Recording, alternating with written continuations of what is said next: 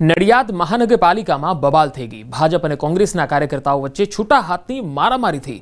આ મારામારીનો એક વિડીયો પણ વાયરલ થયો છે। આ તસવીરો જુઓ। આ ઘટનામાં ભાજપના એક કાર્યકર્તા ઈજાગ્રસ્ત થયા। પોલીસે ઘટના સ્થળે પહોંચીને મામલાને થાળે પાડ્યો। ભાજપના કાર્યકર્તાઓએ પોલીસ ફરિયાદ કરી છે। શહેર કોંગ્રેસ પ્રમુખ હાર્દિક ભટ્ટે મહાનગરપાલિકામાં ભ્રષ્ટાચારના આક્ષેપો કર્યા અને આ જ આરોપને લઈને ધારાસભ્ય પંકજ દેસાઈએ પ્રતિક્રિયા આપી।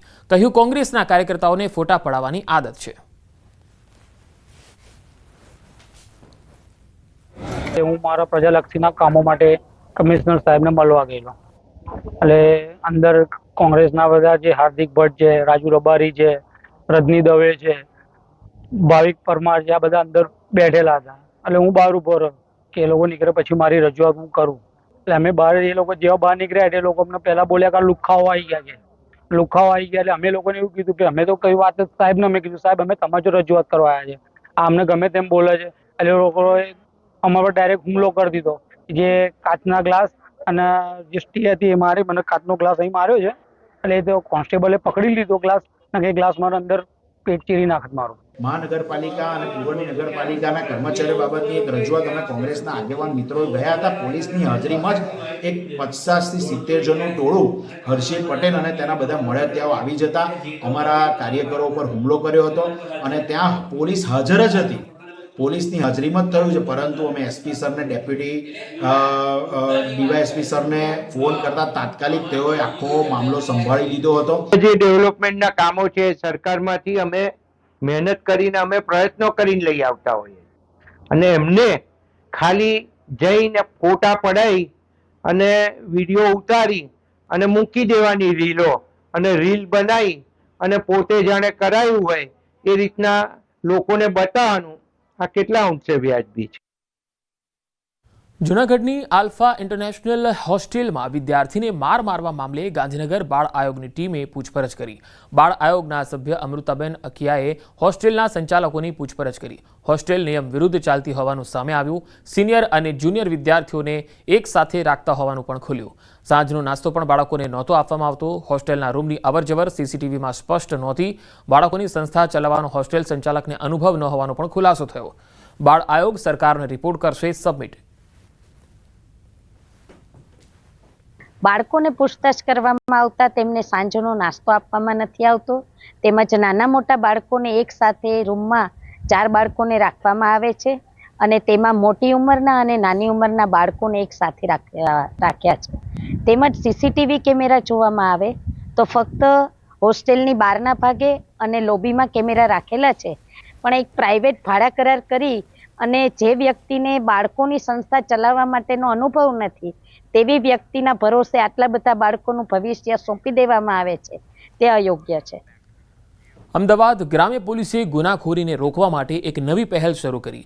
પોલીસે ગ્રામ્ય વિસ્તારમાં રહેતા તમામ શ્રમિકોની નોંધણી માટે એક પોર્ટલ શરૂ કર્યું, જેમાં તમામ શ્રમિકોની નોંધણી કરવામાં આવશે। અમદાવાદ ગ્રામ્ય પોલીસના વિસ્તારમાં આવેલી 10,000 કંપનીના 5 લાખ શ્રમિકોની નોંધણી કરવાની પ્રક્રિયા શરૂ કરાઈ છે, જેથી ગંભીર ગુનાને અટકાવી શકાશે।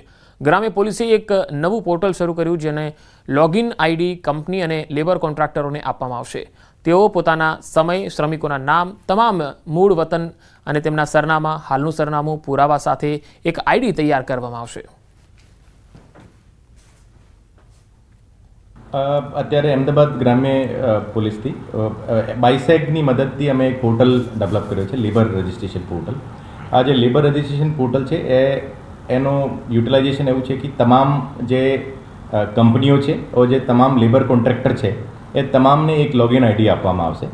એ તમામ કોન્ટ્રાક્ટર્સ અને તમામ કંપનીઝ એના જે કંપનીમાં જે લેબર કામ કરતા હોય એ લેબરના ડેટા એમાં ફિલ કરશે અને લેબરને રિલેટેડ એનો પરમાનન્ટ એડ્રેસ ક્યાં છે, અત્યારે અહીંયા ક્યાં રહે છે અને કઈ કંપનીમાં શું કામ કરે છે એની એક માહિતી અમે ભેગા કરી રહ્યા છે।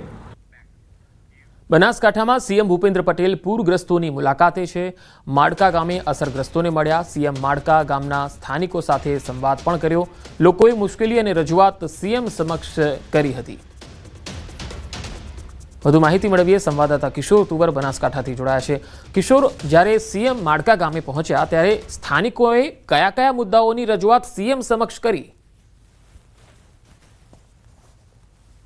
રાજ્યના મુખ્યમંત્રી જે છે તે પૂર અસરગ્રસ્ત વિસ્તારની મુલાકાતે છે. સુઈગામ, થરાદ અને વાવના ગામડાઓ બાદ ગઈકાલ રાત્રે વાવ ખાતે જ પૂર અસરગ્રસ્તોની મુલાકાત બાદ તેઓ વાવ ખાતે જ રાત્રિ રોકાણ કર્યું હતું અને આજે સવારે તે સીએમ વાવ તાલુકાના માડકા ગામે પહોંચ્યા છે.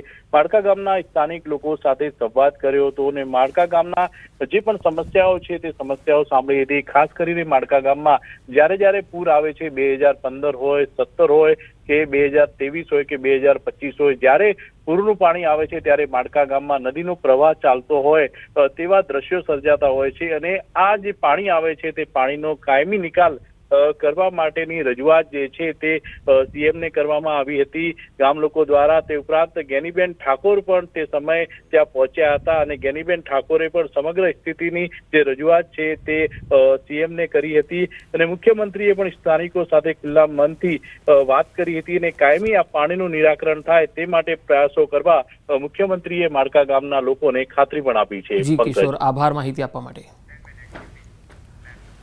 સરદાર સરોવર નર્મદા ડેમની સપાટીમાં વધારો થયો છે. નર્મદા ડેમની ફરી સિઝનમાં બીજી વખત 136 મીટર પાર થઈ છે સપાટી. ઉપરવાસમાંથી 1,13,045 ક્યુસેક પાણીની આવક છે, જેની સામે નર્મદાના 5 ગેટમાંથી 1,12,572 ક્યુસેક પાણી નર્મદા નદીમાં છોડવામાં આવી રહ્યું છે, એટલે કે જે આવક છે. હાલ નર્મદા ડેમની સપાટી 136.09 મીટરે પહોંચી છે. આજે પણ નર્મદા ડેમના 5 ગેટ 1.42 મીટર ખુલ્લા છે. વધુ માહિતી મેળવીએ સંવાદદાતા દીપક પટેલ નર્મદાથી જોડાયા છે. દીપક, આ સિઝનમાં નર્મદા ડેમની સપાટી તેની ફાઇનલ સપાટી સુધી પહોંચે એવું લાગે છે? બિલકુલ પંકજ, ખાસ વાત કરીએ તો જે નર્મદા ડેમના ઉપરવાસમાં મધ્યપ્રદેશમાં હાલ પણ જે સારો વરસાદને લઈ ઉપરવાસમાંથી 1,13,045 ક્યુસેક પાણી જેટલું આવક થઈ રહી છે, જેને લઈ નર્મદા ડેમના જે 5 ગેટ છે એ 5 ગેટ આજે છેલ્લા 3 દિવસથી ખુલ્લા છે અને જેને લઈ આજે 5 ગેટમાંથી 1,12,572 ક્યુસેક પાણી નર્મદા નદીમાં ઢળવા જઈ રહ્યું છે. કહી શકાય કે જે નર્મદા ડેમ જે છે એ સપ્ટેમ્બર માસમાં જ મહત્તમ સપાટી એની વટાવે છે અને દર વર્ષે સપ્ટેમ્બર માસમાં જે મહત્તમ સપાટી વટાવતા એના વધામણા પણ કરવામાં આવે છે. એટલે તંત્ર દ્વારા પણ આ જે સ્ટોરેજ છે જે 10 ગેટ હતા એને 5 કરી દેવામાં આવ્યા છે અને કહી શકાય કે જે આવનારા દિવસોમાં કદાચ 17 સપ્ટેમ્બર નરેન્દ્ર મોદીજીનો જન્મદિવસ પણ આવે છે, જેને લઈ જે નર્મદા ડેમની સપાટી મહત્તમ સપાટી પર પહોંચે એવા પ્રયાસો પણ થઈ રહ્યા છે.